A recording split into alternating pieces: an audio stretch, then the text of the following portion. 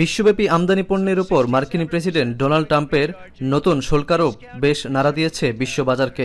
আলোচনার মাধ্যমে এই সংকটের সমাধান খুঁজছে নানা দেশ।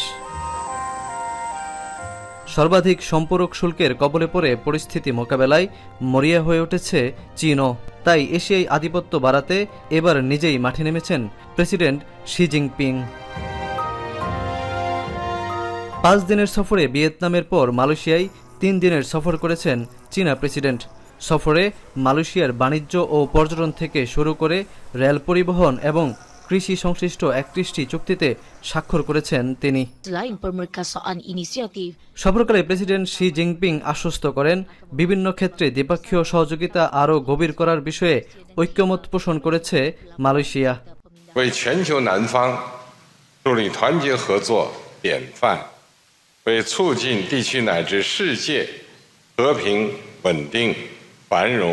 At a time when multilateralism is under tremendous strain, when some nations abandon the principles of shared responsibility and others question long-standing commitments.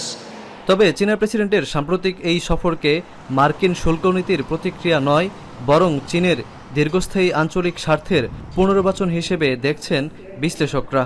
It might appear as if we are leaning towards China, but it does not necessarily mean that we are pro-China.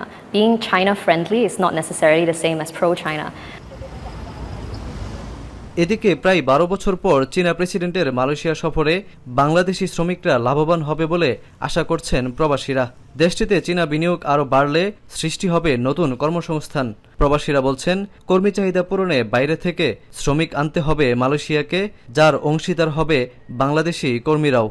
Ultimately Malaysia as a country benefited হবে এবং Malaysia as a country benefited হলে, এগুলা স্থাপিত হলে তারা তাদের man power আমাদের দেশ থেকে, বাংলাদেশ থেকে এবং অন্যান্য যারা ম্যান পাওয়ার রপ্তানিকারক দেশ তাদের কাছ থেকে ম্যান পাওয়ার নিয়ে আসবে।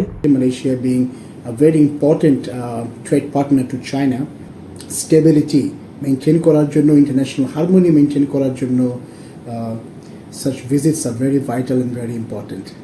2024 সালে চীন ও মালয়েশিয়ার মধ্যে মোট বাণিজ্য 484.12 বিলিয়ন রিঙ্গিতে পৌঁছেছে, যা মালয়েশিয়ার বৈশ্বিক বাণিজ্যের প্রায় 17%। সপ্তাহের শেষ কর্মদিবস শুক্রবারে মালয়েশিয়ার শেয়ার বাজারের সূচকও ঊর্ধ্বমুখী। সংশ্লিষ্টরা মনে করেন, চীনা প্রেসিডেন্টের সফর এর মূল অনুঘটক। শাহরিয়ার তারেক, এখন মালয়েশিয়া। লিলি হালাল বিউটি সোপ, বিএসটিআই কর্তৃক সনদপ্রাপ্ত দেশের প্রথম হালাল বিউটি সোপ, দীপ্তিময় উজ্জ্বল ত্বকের জন্য।